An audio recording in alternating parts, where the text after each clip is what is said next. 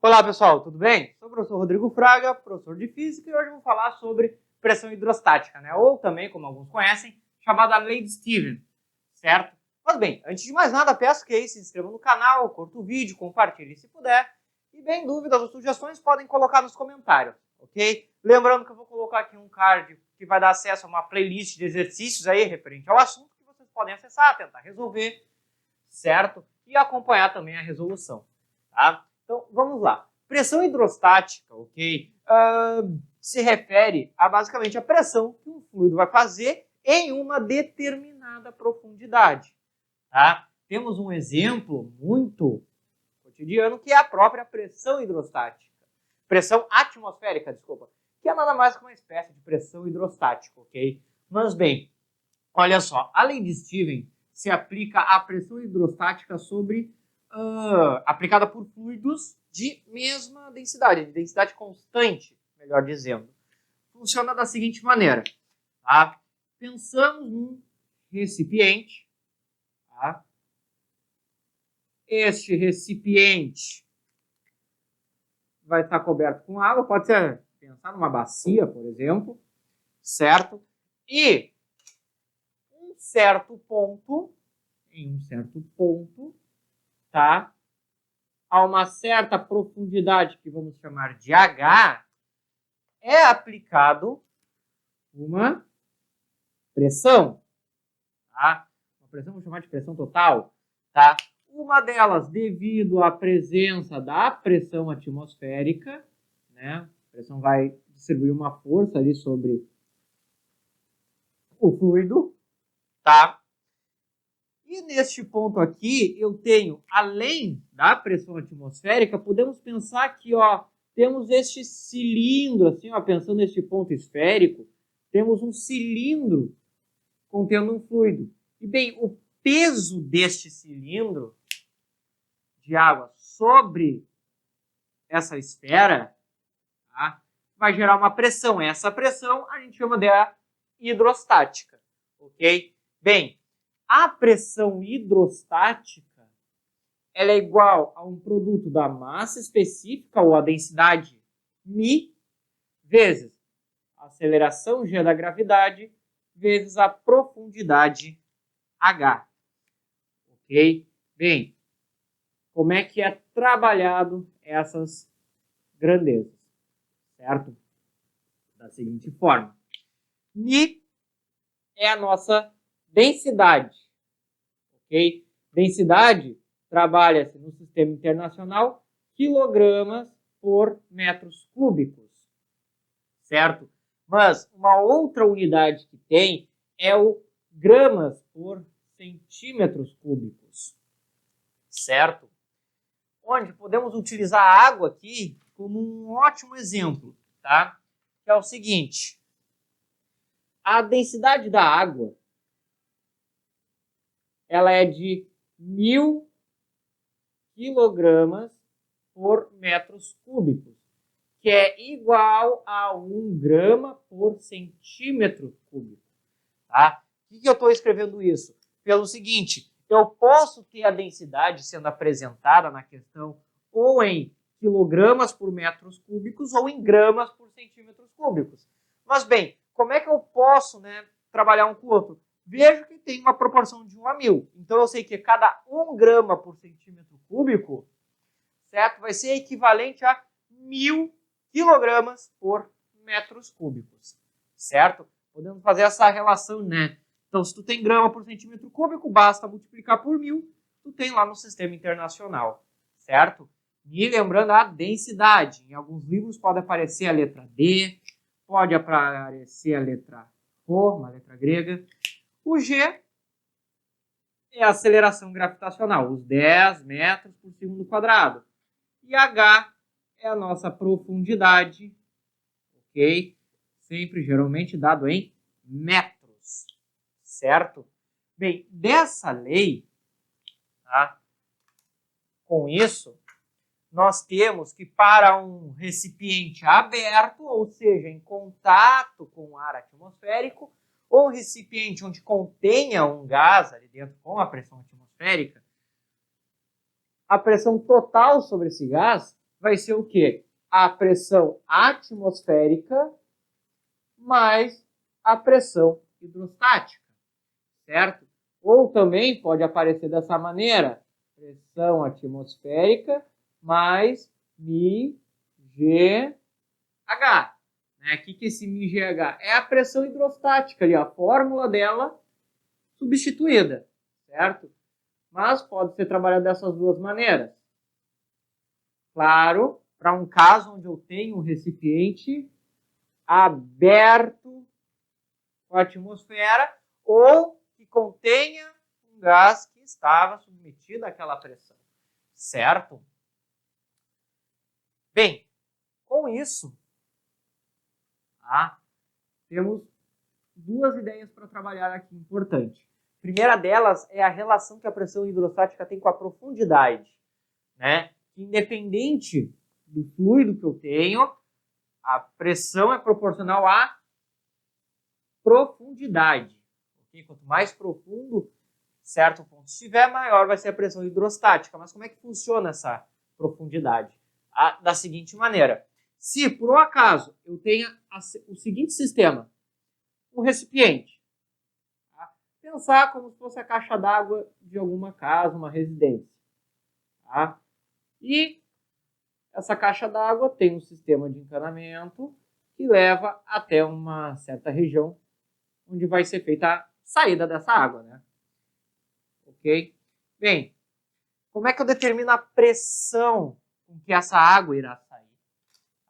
Sei a densidade da água, sei o G da gravidade. A altura, ó, aqui é o ponto que vai sair, aqui é, né, o fim, vamos dizer assim, da interface. Então, o que é a profundidade? É a distância reta, né, vertical, da superfície desse fluido até o ponto em questão. Né? E bem, este formato aqui, bem, não nos interessa. A pressão hidrostática traz a ideia de que eu dependo unicamente de profundidade.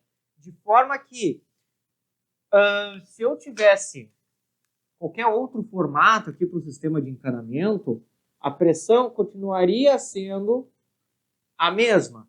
E, inclusive, se eu tivesse vários recipientes com formatos diferentes,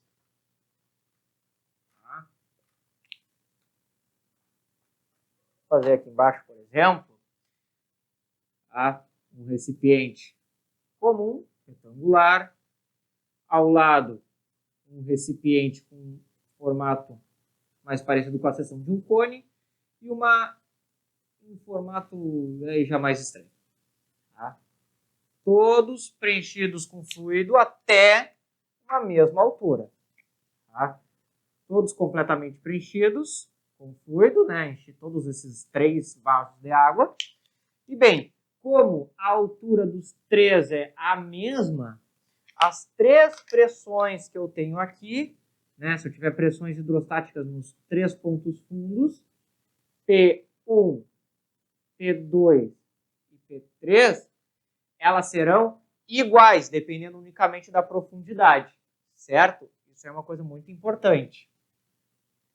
E o último ponto aqui, que refere-se à pressão hidrostática também, é a questão dos vasos comunicantes, que foi visto ali na aula sobre o princípio de Pascal, certo? Bem, os vasos comunicantes, aqui, como é que podem ser utilizados? Da seguinte maneira. Tenho aqui um exemplo, um sistema em U. Agora não vai interessar para nós a área, por enquanto, e vai ser preenchido com algum fluido, certo? Vou fazer da seguinte maneira. Aqui, um fluido que vai ter uma densidade μ1 e um segundo fluido com uma densidade de 2. Bem, vamos fazer isso aqui ao lado. E uma segunda densidade Mi2, certo? Com a seguinte, né, com a seguinte restrição, que esse Mi2 ele tem que ser menor do que Mi1, certo? Afinal, pela esquematização que eu estou fazendo aqui, esse líquido está sobre o líquido 1, então ele tem que ter uma densidade menor. Vai valer a regrinha lá, né? O corpo menos denso é o que sobe, certo? Mas bem, como é que funcionaria nessa situação? Bem, vejamos que inicialmente os dois recipientes estão abertos. Então os dois estão sob a ação da pressão atmosférica, tá? Certo? E bem, a ideia aqui dos vasos comunicantes é o seguinte, é do equilíbrio hidrostático. Ou seja, a pressão, eu vou chamar P1, a pressão do lado 1, tem que ser igual à pressão do lado 2, certo? Podemos eliminar dos dois lados todos os termos que eu tenho em comum. Então, se observarmos, dos dois lados temos pressão atmosférica, não precisamos nos preocupar com ela, né? A menos que um dos recipientes estivesse fechado, isolado da atmosfera, bem, teria que considerar. Okay? Mas como eu tenho os dois lados, é como um menos o outro, corta. Outra situação é o seguinte, essa região aqui, ó, o que acontece? Toda essa região eu tenho exatamente o mesmo líquido. Então, se eu tenho o mesmo líquido, eles não vão, vamos dizer assim, fazer uma diferença para os dois lados. Eles estão trabalhando de igual. Então, como é que vai funcionar a ideia dos vasos comunicantes aqui? É trabalhando unicamente com o aqui H1, com a diferença de altura, tá? Dos líquidos aí, miscíveis, certo?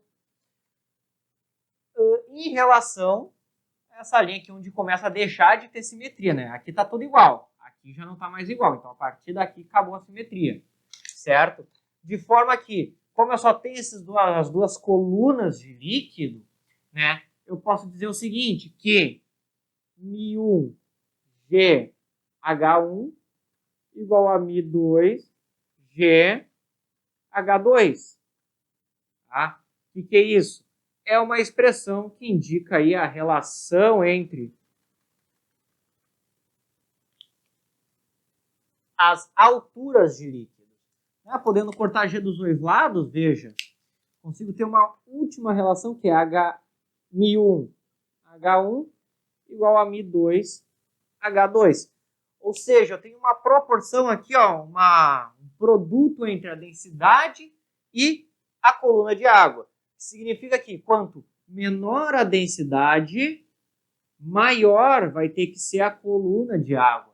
Que é o que confere aqui, né? Como eu coloquei, certo? Por quê? Porque se o Mi2 é menos denso, certo? Vamos dizer assim, para compensar o outro fluido, deve ter uma quantidade maior. Nesse caso, uma coluna maior deste fluido, certo? E daí se resume na ideia da pressão hidrostática. E veja aqui que em nenhum momento a gente falou com relação à área, né? Pois a gente não está trabalhando diretamente com a força agora, simplesmente usando a pressão. E a pressão aqui vai depender unicamente da profundidade, certo, pessoal? Bem, isso aí é o que eu tinha para falar sobre a pressão hidrostática, certo? Bem, dúvidas ou sugestões podem colocar aí nos comentários, ok?